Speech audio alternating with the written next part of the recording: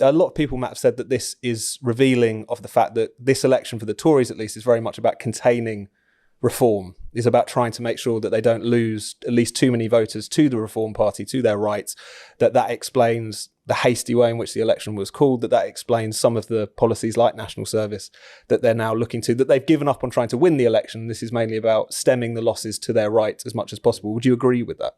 Well, the first thing to say is there's a deep hypocrisy in the Conservative Party's claim that they are using things like national service to defend British values, while simultaneously undermining British values, traditions and ways of life through this disastrous policy of mass immigration. I mean, those two things are completely incompatible.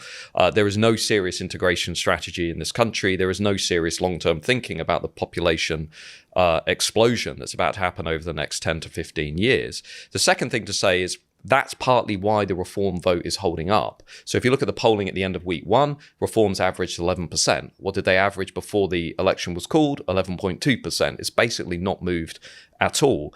That's also why Farage is now in the campaign in a much bigger way than we originally thought. You know, he's on Question Time, he's going down to Dover, he's giving these big speeches, he's zooming in, by the way, on only 3 issues: immigration, immigration, and immigration, right? Why is that? Well, I think it's because he's realized how completely woeful and weak our political class is. I think he was not going to run. I think Sunak did well to outflank him by calling the election.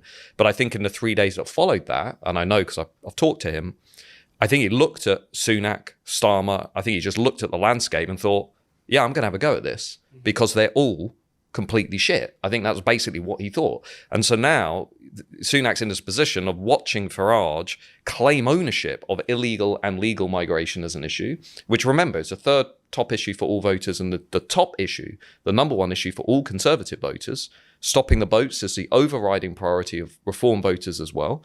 And he's got this massive football pitch to play with for the next 5 weeks because, you know, as we know, the two big parties have got this dreary consensus on being committed to mass legal immigration.